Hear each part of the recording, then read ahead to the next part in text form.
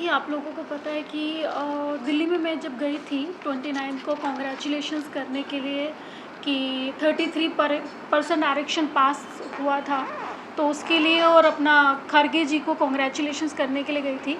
और जैसे ही गेट पे दरवाज़ा बंद कर दिया गया और मेरे ऊपर हमला कराया गया और मेरे पापा को भी मारा गया, और जिसकी वजह से मेरे पापा मतलब लाइक अभी तक उस सदमे से, इनफैक्ट मैं भी उस सदमे से नहीं निकल पाई हूँ।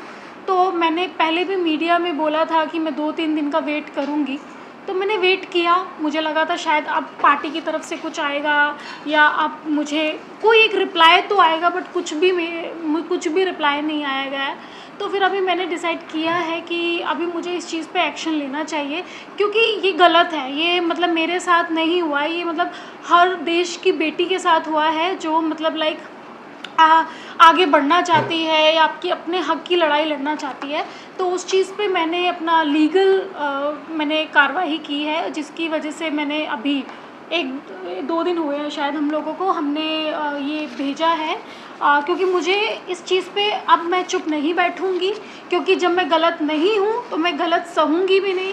और जिसने ये किया है, और मैं चाहती हूँ, मैं इनफैक्ट प्रेजेंट गवर्नमेंट से भी चाहती हूँ और अपनी कांग्रेस पार्टी से भी चाहती हूँ कि उस व्यक्ति का पता लगाया जाए, क्योंकि मुझे वो व्यक्ति पता है। आप लोग अपनी चीज़ों से पता लगाए, और जिसकी वजह से मैंने प्राइम मिनिस्टर ऑफ इंडिया को भी भेजा है अपनी प्रोटेक्शन के लिए, और the home minister of India को भी भेजा हुआ है, और the minister of information and broadcasting को भी भेजा गया है, and national commission of schedule caste को भी भेजा है।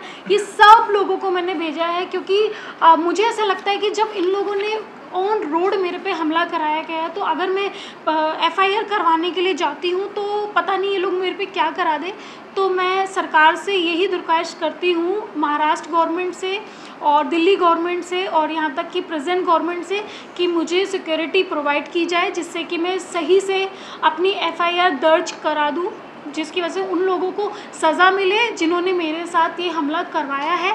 इनफैक्ट मुझे एक बात समझ में नहीं आती कि ये सब चीज़ें कराने के बाद उल्टा ही मुझे पार्टी से निकाल दिया गया है, और वो भी जो लेटर आप लोगों ने देखा होगा सोशल मीडिया पे। मैं बताना चाहती हूँ सबको कि वो एक फेक लेटर है, वो झूठ लेटर है, जिस पे जो साइन आ रहा है श्याम किशोर शुक्ला जी, वो एक्स MLA है और इसके अनुशासन समिति के सदस्य हैं। तो पहला रूल तो ये होता है कि कोई एक्स MLA यानी एक्स MLA किसी एक्स MLA कैंडिडेट को निष्कासित नहीं कर सकता, उसको हक नहीं होता है। मुझे अगर कोई निष्कासित करेगा, वो करेगा प्रेसिडेंट, स्टेट प्रेसिडेंट, तो उनको कोई हक नहीं बनता है। और दूसरी चीज़, उन लोगों ने क्या किया कि एक लेटर पे बैक डेट की मतलब बैक डेट की एंट्री डाल के मुझे निलंबित कर दिया गया है। तो ये भी उन लोगों ने पूरे देश में ये झूठा खेल जो लोग खेल रहे हैं, उस चीज़ को भी मैं सामने लेके आऊँगी कि आपको कोई हक नहीं बनता कि आप बैक डेट की, क्योंकि ना मुझे कोई रिसीविंग हुई है, ना मुझे मेल पे आया है, ना मुझे व्हाट्सएप पे आया है, मुझे कुछ भी नहीं आया है। तो आगे का ये वकील है और यही सारा चीज़ें उनसे सवाल करेंगे।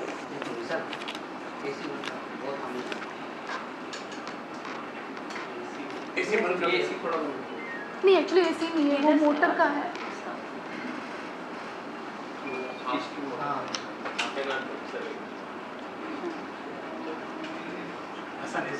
अभी आ रहा है, अभी कम हो गया। रोलिंग है। अर्चना जी, क्या आपको प्रियंका गांधी जी की तरफ से या कांग्रेस के वरिष्ठ नेताओं से आपको क्या कॉल आया? और एक हमको ये पता चला है कि आपको प्रियंका गांधी ने ब्लॉक किया है आपका नंबर, क्या ये बात सच है? देखिए, मैं दीदी का मेरे पास पर्सनल नंबर था, मैं सच कहती हूँ, मैं ये नहीं बोलती कि वहाँ से मुझे ब्लॉक हुआ है। बट हाँ, जो नंबर मुझे मतलब जो मेरे पास था दीदी का नंबर, वो उस नंबर से मैं ब्लॉक हुई हूँ। बट मुझे डैम श्योर है कि ये दीदी ने नहीं किया है, ये संदीप सिंह ने किया है, क्योंकि मुझे ऐसा लगता है कि वो नंबर अब संदीप सिंह चला रहे हैं। और मैंने उनसे दरख्वास्त की थी कि दीदी प्लीज़ आप इस चीज़ पे एक्शन लीजिए, बट वहाँ से मुझे ब्लॉक हो गया। तो इस चीज़ का मुझे हर्ट हुई हूँ, मैं ऑफ कोर्स हर्ट हुई हूँ, बट मुझे ऐसा लगता है कि वो संदीप सिंह ने ही किया है। ओके, अर्चना, सबसे पहले तो ये बताइए कि आपको जब पार्टी से निलंबित किया जी। उसके पहले आपको एक शो कॉज नोटिस जो है दिया गया था, 1 हफ्ते के अंदर आपको जाना था, आप नहीं गए। उसके अलावा आपको निलंबित करने का कारण बताया जा रहा है कि जब आप कैंपेनिंग कर रही थी इलेक्शंस के दौरान, उस दौरान आपने कई सारे व्हीकल्स का पेमेंट क्लियर नहीं किया। तो ये बात सच है? इस बारे में पहले बताएं। पहली बात तो मैं ये बताना चाहती हूँ कि 1 हफ़्ता पहले नोटिस आता है, मेरे पास कोई नोटिस नहीं आया, ना मुझे मेल पे आया, ना मुझे व्हाट्सएप पे आया, ना मुझे किसी भी चीज़ पे नहीं, कोई भी नोटिस नहीं आया। और दूसरी चीज़, जो ये आप लेटर देख रहे हो, मैं पहले भी बता चुकी हूँ, ये बैक डेट का ही उन्होंने डाल के निलंबित कर दिया गया था, क्योंकि मेरे को पार्टी से हटाने का सिर्फ जो जिम्मा जिसे कहते हैं प्रदेश अध्यक्ष पे है, और उस टाइम पे प्रदेश अध्यक्ष कोई और थे, उनके मतलब उनके तहत ये लेटर पास नहीं हुआ है। दूसरा क्वेश्चन जो था कि मैंने जब इलेक्शन में लड़ा था, मैंने पैसे नहीं लिए थे, वो तो मैं अपनी लीगल टीम से बताऊंगी जब मेरी बैंक की पूरी स्टेटमेंट आएगी कि मेरे बैंक के पैसे किन किन लोगों ने खाए हैं। जो राजस्थान से कुछ लोग आए थे मेरे इलेक्शन में ही, उन लोगों को ही मैंने पैसे दे दिए, क्योंकि उन्होंने मुझे ये झूठ बोला था कि आप हमको पैसे दे दीजिए, हम आपका पूरा इलेक्शन मैनेज करते हैं। तो वो तो मेरी बैंक स्टेटमेंट ही तय करेगी कि मैंने किस किस को पैसे दिए। तो ये झूठा इल्ज़ाम लगाना आप किसी लड़की पे छोड़िए। और तीसरी चीज़, जो गाड़ी की पेमेंट के बोल रहे हैं कि गाड़ी का पेमेंट मैंने नहीं दिया है, आज भी गाड़ी की पूरी पेमेंट की रिसिप्ट मेरे पास है। और चुनाव में एक किताब लिखी कॉपी होती है जिसमें आपको सारे बिल्स भरने होते हैं, तो उसमें वो बिल भरे हुए हैं, तो मेरे पास सारे सबूत हैं, और उसके लिए मेरे जो वकील हैं वो ही उनको इसका जवाब देंगे। सोहेल जी, लीगल टर्म्स पे जो आपने अभी शिकायत की है पीएम नरेंद्र मोदी जी से लेकर के महाराष्ट्र के सीएम तक और पुलिस कमिश्नर तक, तो क्या लीगल टर्म्स में आपने सेक्शन के तहत आप करने वाले वादे की? देखिए, हमने तो सबसे पहले अर्चना की तरफ से एक पुलिस कंप्लेंट डाली है दिल्ली पुलिस को। यह जो अर्चना ने आपको अभी दिखाया है पुलिस कंप्लेंट, जिसमें जो इंसिडेंट हुआ था इनके साथ 29/9 का जो इंसिडेंट था, हमने पूरा नरेट किया है। हमने honourable prime minister of India से लेके जितने भी दिल्ली के अधिकारी है, सबको हमने ये कंप्लेंट लिखी है, जो अर्चना की तरफ से लिखी है कंप्लेंट, क्या क्या हुआ है।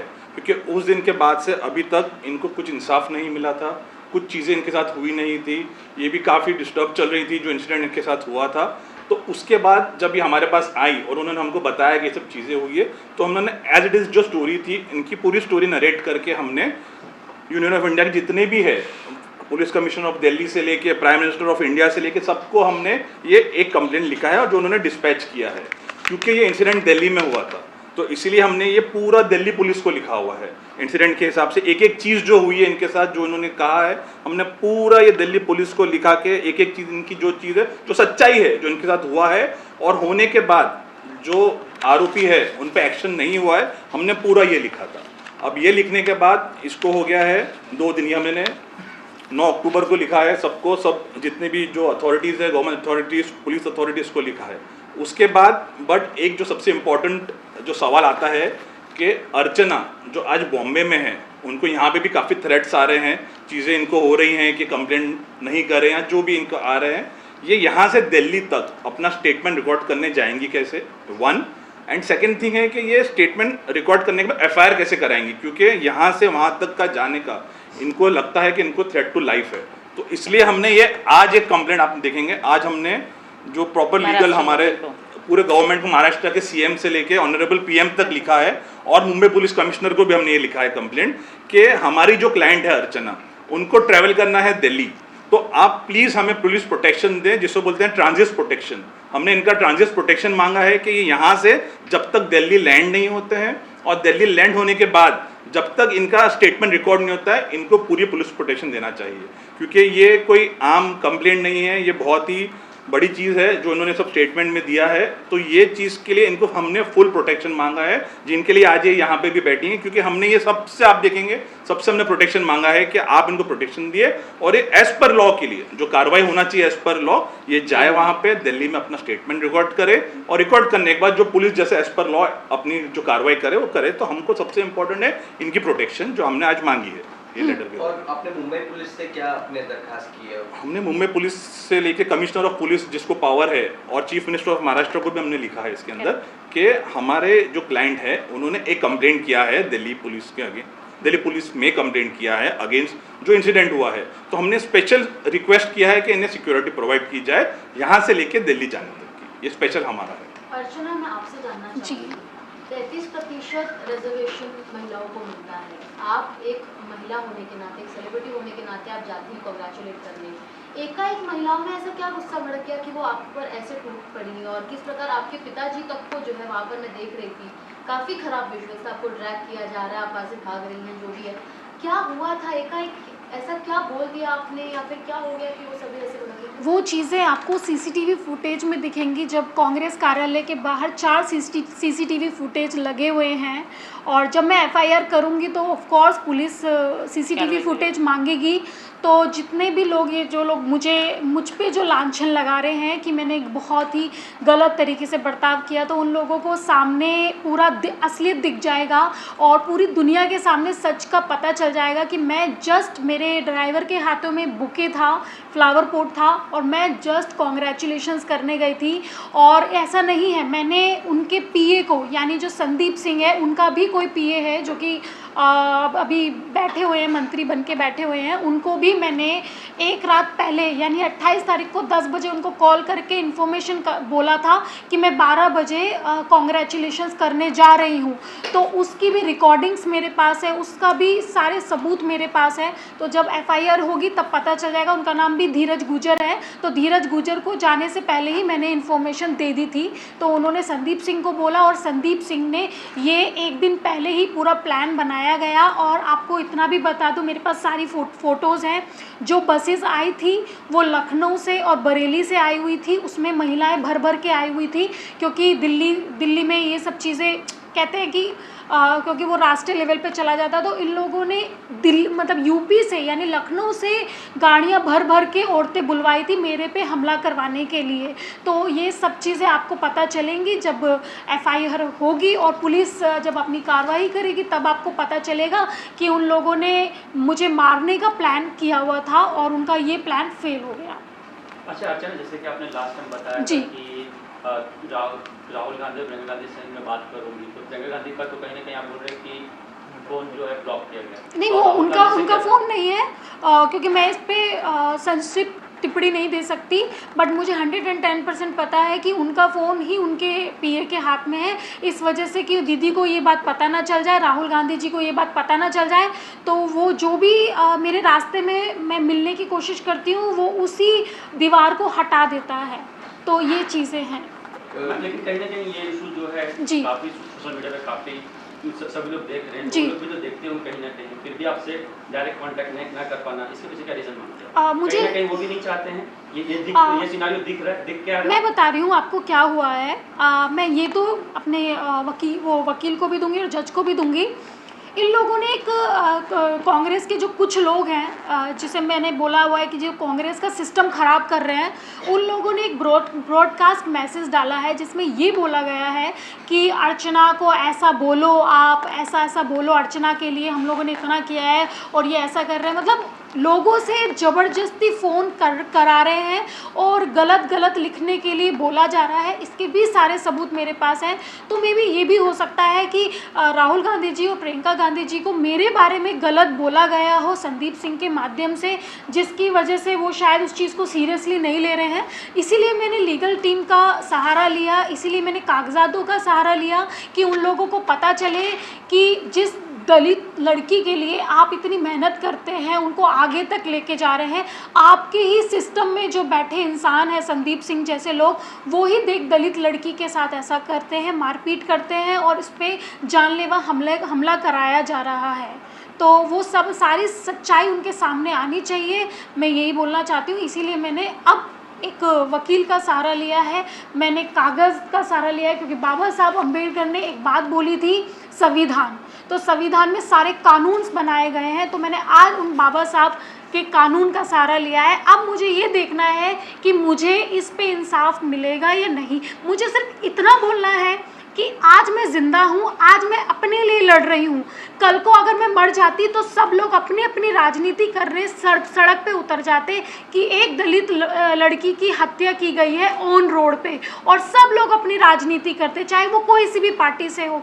तो मैं बस उन नेताओं से, उन बड़े बड़े नेताओं से सिर्फ ये पूछना चाहती हूँ कि आज मैं जिंदा हूँ, ये मेरी माता रानी शायद मेरे साथ है, ये मेरे माता पिता मेरे साथ है, जो मैं आज ज़िंदा हूँ। अगर आज ही मैं मर जाती तो आप सब लोग राजनीति पे उतर जाते। तो आज सारे बड़े नेता क्यों चुप बैठे हैं, क्यों नहीं बात कर रहे? मैं खरगे जी से भी बोलना चाहती हूँ, क्या आपको नहीं दिखता है कि मेरे साथ गलत हुआ है? खरगे जी, राहुल गांधी जी, क्या आपको नहीं दिखता है? आप इस चीज़ का पता तो लगाइए, आप किसी की बातों में क्यों आते हैं?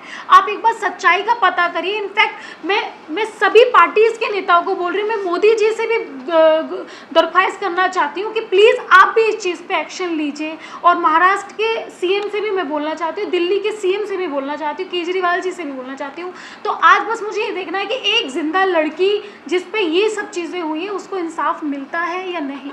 और कहीं ना कहीं विपक्ष का भी कोई कमेंट नहीं आ रहा, अब तक कोई स्टेटमेंट नहीं आ रहा ऑफिशियली, तो इस पर क्या टेक आप? आपने कहीं किसी से संपर्क साधने की कोशिश की? देखिए, मैं अभी मुझे नहीं पता, आपको पता है, मैं आपको बताती हूँ, मैं घर से नहीं निकली हूँ। मैं जब से मैं आई हूँ, मैं आई थी 29 की रात को आई हूँ। मैं 29 की रात को मैं घर से नहीं निकली हूँ, मैं चुपके बिल में घुस के बैठी हुई थी। 1 दिन हुआ, 2 दिन हुआ, 3 दिन हुआ, कुछ नहीं हुआ, और उल्टा मेरे को निलंबित कर दिया गया, सारा चीज़ें मेरे पे आ रही है।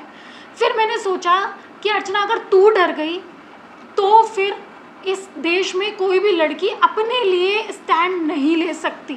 और उसके बाद से फिर मैंने डिसाइड किया, और फिर मैंने अपने एडवोकेट जो अपना सोहेल जी हैं, इनसे कांटेक्ट किया। और चांदनी जी हमेशा मुझे बोलती रही हैं, अर्चना तुम्हें चुप नहीं बैठना है, तुम्हें इसके खिलाफ कुछ ना कुछ कार्रवाई करनी है, अदरवाइज़ तुम्हारी तरह बाकी लड़कियां भी फिर तुम्हारी जैसी रह जाएंगी। फिर मैंने माइंडसेट किया, अब कुछ भी होगा मैं ये लड़ाई लड़ूंगी और आगे सबको प्रूव करूंगी कि मैं सही हूँ और ये सब लोग गलत हैं। और आपको इस चीज़ का पता सीसीटीवी फुटेज में दिख जाएगा। इस वक्त आप जो है जी, कितना डिफिकल्ट था अर्चना गौतम को उनके ये पूरा जो हादसा हुआ उसके बाद से उनको एक सपोर्ट करना, उनको मेंटली स्ट्रॉन्ग करना, कितना डिफिकल्ट था आपके लिए बीइंग अ फैमिली फ्रेंड और एक दोस्त के नाते? जैसे कि मैंने आप लोग को पहले भी बताया था, 29 को जब मेरी अर्चना से फ़ोन पे बात हुई थी तो बहुत ही ज़्यादा वो घबराई हुई थी, और किसी न किसी तरह से वो मुंबई पहुंची, जैसे कि मैंने पहले भी प्रेस वालों को बताया था। पर जब मैं उससे मिली तो जो उसकी कंडीशन थी, एक सहमी हुई लड़की, जिसको आप सबने देखा है कि वो बहुत ही बोल्ड है, अपनी बात को हमेशा रखती है सबके सामने। जैसे कि इसका बिग बॉस में भी एक इंसिडेंट हुआ था, जिनको ये दीदी बोलती है प्रियंका गांधी जी को लेके, उस पर भी इसने पूरा एक्शन लिया था। बट जब मैं 29 तारीख वाली अर्चना से मिली तो वो एक डरी सहमी लड़की, जिसके साथ एक बहुत बड़ा हादसा हुआ है और जिसके ऊपर देश की महिलाओं ने, सबसे मतलब अचंभे वाली ये बात है, देश की महिलाओं ने, उसी पार्टी के लोगों ने जिन्होंने इसके साथ 2 साल पहले काम किया था, एक दलित लड़की को लेके आए थे, एक चेहरा इनको बनाया गया था कि आज दलितों की जो लड़की है वो भी खड़ी हो सकती है, उनको भी आगे आने का पूरा हक है। उसके बाद जब मैं इनसे मिली तो इनमें ये बोले कि मुझे किसी बारे में बात नहीं करनी है, मैं इस चीज़ को आगे नहीं लेके जाना चाहती हूँ, मेरे पिताजी पे बहुत घात हुआ है, इनकी हालत इतनी ख़राब थी कि इनको मारा गया, पीटा गया, गाड़ी के आगे बोनट पे डाला गया। शायद मुझे जहाँ तक लगता है कि एक हत्या की साजिश थी, जहाँ तक अब जब हम देखते हैं कि भीड़ में किसी आदमी पे या औरत पे ऐसे हमला किया जाता है तो वो कहीं ना कहीं एक उसके पीछे एक एजेंडा है, वो सोची समझी एक साजिश होती है, कहलाता है। हाँ, तो जैसे जो वहाँ पे, जैसे अर्चना ने मुझे इंसिडेंट में बताया कि बहुत सारे वहाँ पे मर्दों ने भी, जिसको हम कहते हैं, वहाँ पे जो कांग्रेस के लोग थे उन्होंने चुंटियाँ इसको काटी, बॉडी में दुपट्टे को खींचा गया, तो बहुत ही घिनौनी साजिश थी ये, जिसको मैं कहना चाहूँगी। और उसके बाद कुछ 2 दिन के बाद मेरी इनके पिताजी से बात हुई, उनकी सेम कंडीशन थी जो मैंने आपको अर्चना का बताया, वो भी वैसे ही थोड़े सहमे हुए थे। बट क्योंकि एक पिता जो है वो अपनी बेटी के लिए लड़ने के लिए हमेशा तैयार रहता है, जो आप सबने वीडियोज़ में भी देखा, तो उन्होंने मुझे बताया कि लोगों का ये कहना है कि मैं वहाँ उठा, इसको बचा रहा था, बट कुछ 5 मिनट के लिए, ये मैं आप सबको बताना चाहूँगी, जब उन पे अटैक हुआ तो वो 5 मिनट के लिए कहीं ना कहीं वो अपने ब्रेथलेस हो चुके थे, जब वो ज़मीन का उनका एक वीडियो वायरल हुआ है। और वो बोले कि जब मैं उठा तो मुझे ये भी नहीं पता था कि मेरी बेटी ज़िंदा है या मर चुकी है। तो ऐसा इंसिडेंट से बाहर आना, और जब मैंने अर्चना से बात की उसको मानसिक तौर पे तैयार करना, क्योंकि आप जब ऐसी कोई चीज़ें होती है तो आपको मानसिक घाव सबसे ज़्यादा होता है जो दिखता नहीं है। शारीरिक घाव आपको दिख जाते हैं पर मानसिक घाव आपको कभी नहीं दिखते हैं। तो ये हमने डिसाइड किया, और मैंने भी और मेरी फैमिली ने भी, कि हम अर्चना को सपोर्ट करेंगे। और मैं पहले दिन से, जब 29 को मेरे सामने ये बात आई थी, मैंने भी डिसाइड किया कि एक औरत को एक औरत के काम आना पड़ेगा, हम लोग को आवाज़ उठानी पड़ेगी इस इंसिडेंट के ऊपर, क्योंकि आज अर्चना है जिसका नाम है, आप सब उसके नाम पे बात भी करते हैं। हम जैसे देख रहे हैं कि देश दुनिया में अभी ये पूरा जगह पे ये बात हो चुकी है। बट अगर यही उस कार्यालय के सामने शायद एक आम महिला होती या एक आम कार्यकर्ता होती, उसके साथ अगर ऐसा व्यवहार होता तो वो किसके पास जाती। तो ऐसे कुछ जो इंसिडेंट हमारे देश में होते हैं, उसके लिए वो सब समझा के हमने बातचीत की आपस में। इसने भी अपना पूरा पावर को इकट्ठा किया दोबारा कि ठीक है, आप सब बोलते हैं, आप सब मुझे साथ दीजिए और मैं ये लड़ाई लड़ूंगी। तो हमने पहली प्रेस कॉन्फ्रेंस की जिसमें हम सब ने आपसे बात की।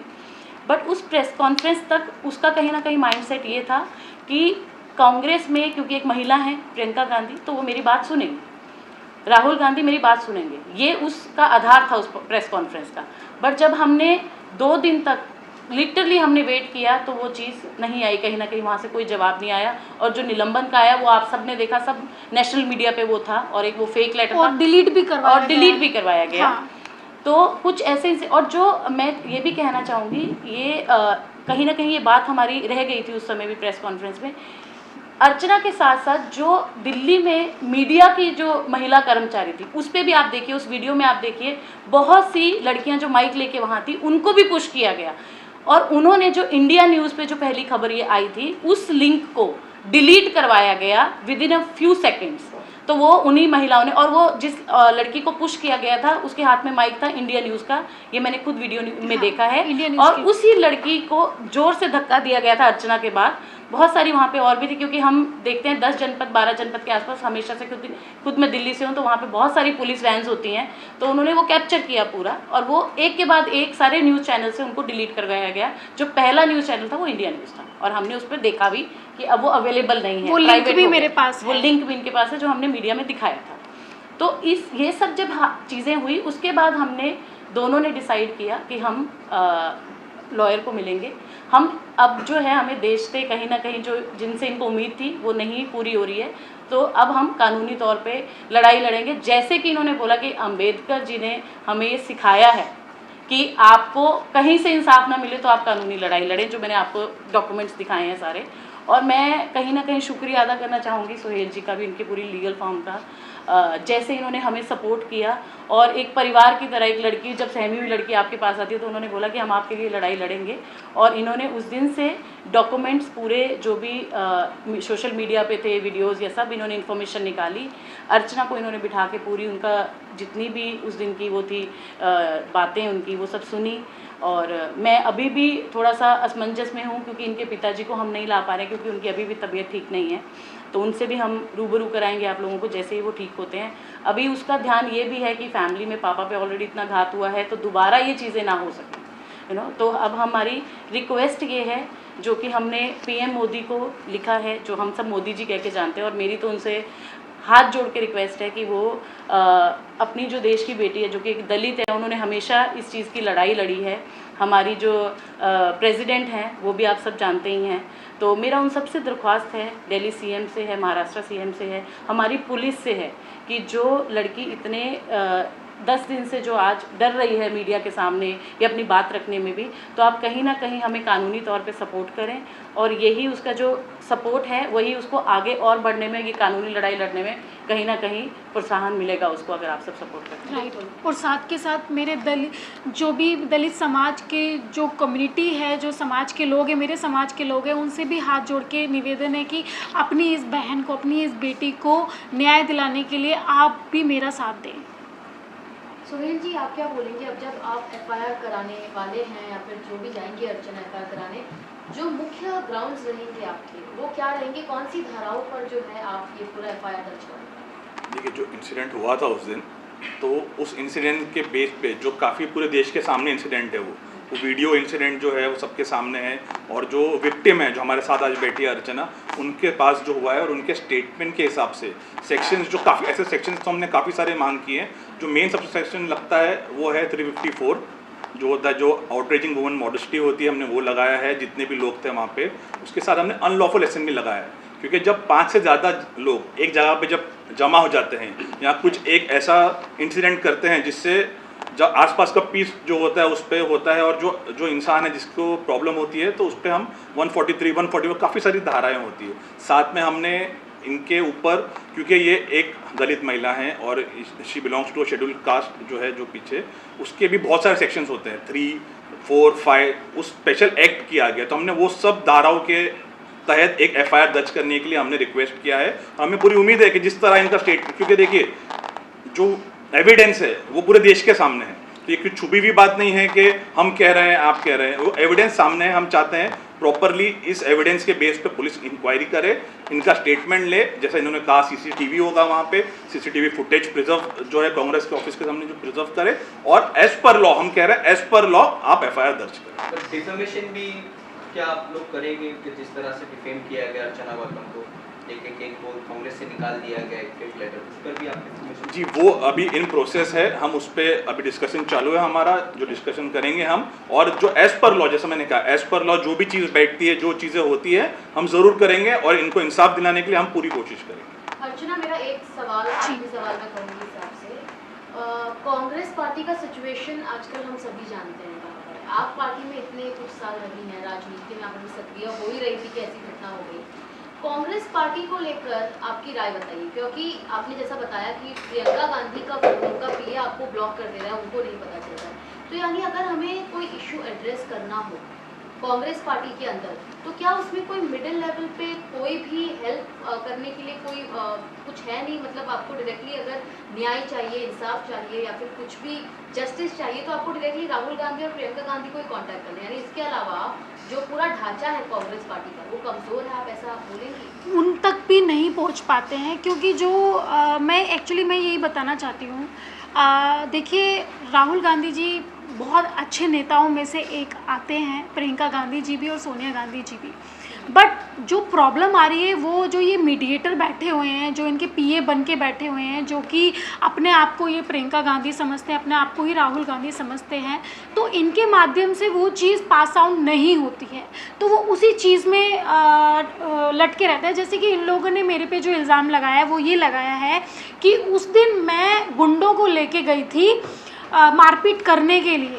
ठीक है, हमने आपकी बात मानी है, बस एक बार सीसीटीवी फुटेज दिखा दीजिए तो आपको खुद पता चल जाएगा कि गुंडे मैं लेके गई थी या आप लोगों ने गुंडे भेजे थे, जो कि औरतों के आड़ में मुझे चूटी काट रहे हैं, मेरे बैक पे मार रहे हैं, मेरे बाल खींच रहे हैं, मुझे थप्पड़ मार रहे हैं, ये सब चीज़ें कर रहे हैं। तो ये चीज़ें आपके सामने आ जाएगी। और दूसरी चीज़, उन्होंने ये भी बोला कि जब मुझे पार्टी से निकाल दिया गया था तब आप क्या करने गई थी वहाँ पे। तो मैं आपकी बात सही मानती हूँ। पहली बात तो ये फेक लेटर है, मुझे कोई पार्टी से नहीं निकाला गया था, क्योंकि मेरे पास कोई नोटिस नहीं, कुछ नहीं। चलो, अब मैंने आपकी बात मान ली कि आपने बोला मुझे निकाल दिया गया, ठीक है। तो आप जैसे कांग्रेस ऑफिस है, तो ये जनदाता ऑफिस जिसे बोला जाता है, जहाँ पे जनता की सुनी जाती है, जनता दरबार जिसे बोलते हैं। तो मैं भी जनता हुई, मेरे हाथ में बुके है, तो मैं जा रही हूँ जस्ट कॉन्ग्रेचुलेशंस करने। एक नॉर्मली जनता के साथ आप ऐसा करेंगे? अगर कोई गरीब से या कोई दलित से या कोई किसी भी समाज से अगर कोई आपको कॉन्ग्रेचुलेशंस करने आता है, तो क्या आप अपने ऑफिस के बाहर गुंडों को भेजेंगे मरवाने के लिए? ये कहाँ का जनता दरबार है? तो मैं यही बोलना चाहती हूँ कि खड़गे जी को, कि इस चीज़ पे खड़गे जी आपको सख्त से सख्त कार्रवाई करनी चाहिए और सच्चाई का पता लगाना चाहिए। इनफैक्ट मैं राहुल गांधी जी को भी मैं बोलना चाहती हूँ और प्रेजेंट गवर्नमेंट को भी मैं बोलना चाहती हूँ, इस चीज़ की जानकारी आप लगाइए, ये आपका काम है। मेरा जो काम था मैंने वो अपना काम कर दिया। अभी मैं हर किसी से लड़ नहीं सकती हूँ, जितनी मेरे में कैपेसिटी है मैं उतना कर रही हूँ। इनफैक्ट क्या आप अभी बॉलीवुड करियर पे अपने फोकस करोगी या अगर कोई पॉलिटिकल पार्टी आप दूसरी ज्वाइन करोगी? देखिए, इस चीज़ का मैंने अभी कुछ चीज़ें नहीं सोची है, क्योंकि मेरी लाइफ में अभी इतनी सारी चीज़ें हो रही हैं। और इनफैक्ट आपको ये भी बता दूँ, जैसे नवरात्रि आ रही है तो मेरे पास काफ़ी सारे इवेंट्स आए हुए थे नवरात्रि के, वो भी मैंने कैंसिल कर दिया, क्योंकि देखो वीडियो डालनी पड़ती है कि हाय गाइस मैं इतनी तारीख को आ रही हूँ, कल को वहाँ पे मेरा किसी इवेंट के ज़रिए मेरा कुछ हो जाता है। तो इनफैक्ट मैं अभी फ़िलहाल के लिए तो मैं इसी चीज़ पे फोकस कर रही हूँ, क्योंकि ये मेरे लिए अभी बहुत इम्पोर्टेंट है। क्योंकि अब मैं डरने वाली नहीं हूँ, क्योंकि दीदी का एक स्लोगन मुझे आज तक स्ट्रॉन्ग बना के रखा है, लड़की हूँ, लड़ सकती हूँ और हमेशा अब लड़ूंगी। अर्चना जी, आप एक उन लाखों हजारों महिला की आप आवाज़ बन के आप उभर रही हो कि जो अपने पे हुई जो बर्बरता को सहन नहीं करेंगे। तो ये सब आपको एक जो आपकी अभी आपकी एक अलग लीगल लड़ाई आप लड़ रही हो, तो आपको किधर से आप इंस्पिरेशन आपको मिला कि ये सभी आपको अपने हक के लिए लड़ना है? मुझे जो इंस्पिरेशन मिला है उन औरतों से मिला है जिनका मर्डर हो जाता है, रेप हो जाता है, वो अपनी आवाज़ नहीं उठाती है और एक पेपर में छप के रह जाती है और उनकी आवाज़ कोई उठाने वाला होता नहीं है। आज अगर भगवान ने मुझे ज़िंदा रखा है तो यही सोच के रखा है कि शायद मैं उन महिलाओं के लिए एक इंस्पिरेशन बनूं और उन लोगों की आवाज़ उठाऊं। और आज जब तक ज़िंदा हूं तब तक मैं आवाज़ उठाऊंगी, और गलत को गलत बोलने में कोई गलती नहीं होती है और वही चीज़ मैं करूंगी। तो मुझे उन महिलाओं से इंस्पिरेशन मिला है जिनका रेप हो जाता है, जिनका मर्डर हो जाता है और कोई बोलने वाला नहीं रहता, उन महिलाओं से इंस्पिरेशन मिला है। अच्छा, जब जो आप बिग बॉस जीत के आई थी, मेरठ में काफ़ी आपको सपोर्ट, काफ़ी प्यार मिला था, काफ़ी बैनरबाजी भी हुई थी, तो इस तरह से आपके साथ हादसा हुआ दिल में, क्या इसको लेकर मेरठ के जो आपको सपोर्ट करते हैं उसके द्वारा मेरठ के सरकार द्वारा कोई अपील आई या कोई सपोर्ट हुआ? देखो, मुझे सच बताऊं, जनता जो कि मेरे लिए बहुत, मतलब मेरे लिए भगवान का दर्जा मैंने जनता को दिया है। और जिस तरह से मेरी वीडियोस आ रही थी, आप सारे कमेंट्स देखिए मेरे फेवर में हैं और जनता ने मुझे सपोर्ट किया है, क्योंकि आजकल की जो जनता है वो पागल नहीं है। सोशल मीडिया पे सब कुछ दिख जाता है, सच का सच, पानी का पानी पता चल जाता है। तो जनता ने मुझे बहुत सपोर्ट किया है, बहुत सहयोग दिया है। तो मैं यही चीज़ें मैं जनता पे छोड़ती हूँ कि मुझे जनता ही इंसाफ दिलाएगी, मुझे उन पे भरोसा है। क्या महाराष्ट्र कांग्रेस से कोई सपोर्ट मिला? उसी के लिए मैंने वही पहले भी दिया बोल है। चुकी है कि उसी चीज़ के लिए उसी के लिए मैंने दिया ये है। दिया है। और इसीलिए मुझे इतना लेट हुआ है, क्योंकि मैंने 2-3 दिन का टाइम भी दिया था कि कुछ मुझे वहाँ से कोई कॉल आए या कोई मैसेज आए, बट कहीं से कुछ भी नहीं आया। तो मैंने ये लीगल एक्शन लेने का निर्णय किया है। Thank you. Thank you.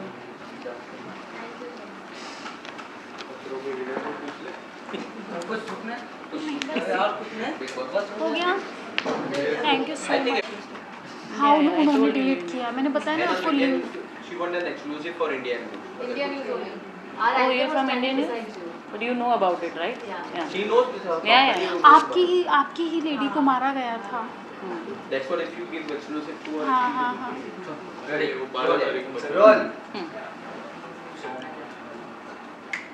Role. जी, अर्चना जी, आप अभी कब जाने वाले हो? देखिए, मैंने जो कंप्लेंट की है वो 9th को की है और 10th को महाराष्ट्र गवर्नमेंट को दिया था। और उसके अलावा मैं 12 तारीख को मॉर्निंग को ट्रैवल कर रही हूँ FIR कराने के लिए। तो मैं प्रेजेंट गवर्नमेंट से जो हमारे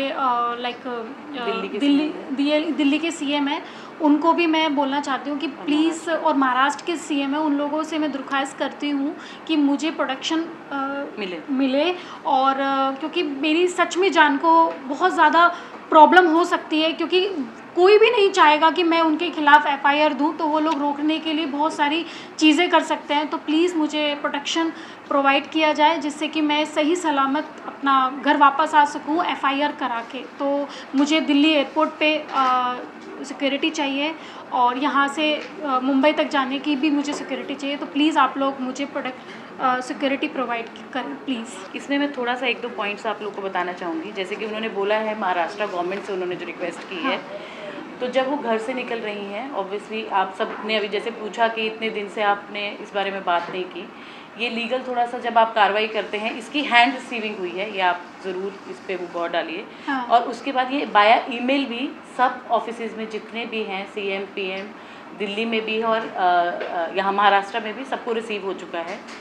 और सबसे बड़ी बात कि पुलिस को रिसीव हो चुका है। तो मैं चाहती हूँ कि इसको घर से एयरपोर्ट तक की सुरक्षा प्रदान की जाए और दिल्ली एयरपोर्ट से जो ये तुगलक रोड जो जहाँ पे ये कंप्लेंट दर्ज होगी दिल्ली में, वहाँ तक इनको सुरक्षा प्रदान की जाए, क्योंकि कहीं ना कहीं जब सेंटर में कार्यालय के सामने ये हो सकता है हादसा, तो ट्रैवलिंग में कुछ भी हो सकता है। ये मेरी रिक्वेस्ट है कि 12 को अर्चना ट्रैवल कर रही हैं और 12 से पहले अगर इनको सिक्योरिटी प्रदान की जाए तो यही हम लोगों का सबसे बड़ा जो है रिक्वेस्ट है गवर्नमेंट से, प्रेजेंट गवर्नमेंट से। हाँ, in fact prime minister of India अपने मोदी जी से भी मैं रिक्वेस्ट करती हूँ कि प्लीज़ मुझे प्रोटेक्शन प्रोवाइड करें, जिससे कि मैं जिन्होंने ये किया है, ये इतना गंदा व्यवहार जो मेरे साथ किया है ऑन रोड, उनको मैं सज़ा दे सकूं। और जो मुख्यमंत्री हैं महाराष्ट्र के, उनको भी मैं बोलना चाहती हूँ, और जो मुख्यमंत्री हैं अपना दिल्ली के, उनको भी मैं बोलना चाहती हूँ। इनफैक्ट होम मिनिस्टर को भी मैं बोलना चाहती हूँ कि मुझे प्रोटेक्शन प्रोवाइड करें, सिक्योरिटी प्रोवाइड करें, जिससे मैं सही सलामत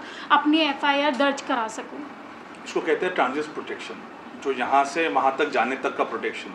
तो ये चीफ मिनिस्टर जो महाराष्ट्र के, वो यहाँ से दिल्ली जाने तक का प्रोटेक्शन होता है, और दिल्ली से भी CM ऑफ दिल्ली है, वो उनको प्रोटेक्शन करेंगे। तो इस पूरे टर्म को कहते हैं ट्रांजिट प्रोटेक्शन।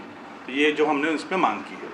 और इसके बीच में अगर मुझे कुछ होता है तो गवर्नमेंट ज़िम्मेदार है इस चीज़ की।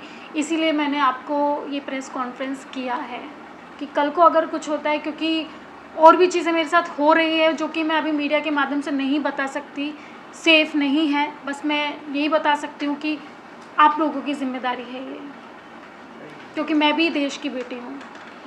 गवर्नमेंट जिम्मेदार है कि कांग्रेस जिम्मेदार जिनको सबको गया है ऑब्वियसली, क्योंकि आपने एड्रेस ही उन सबको किया है कि we want protection. Thank you. Thank you.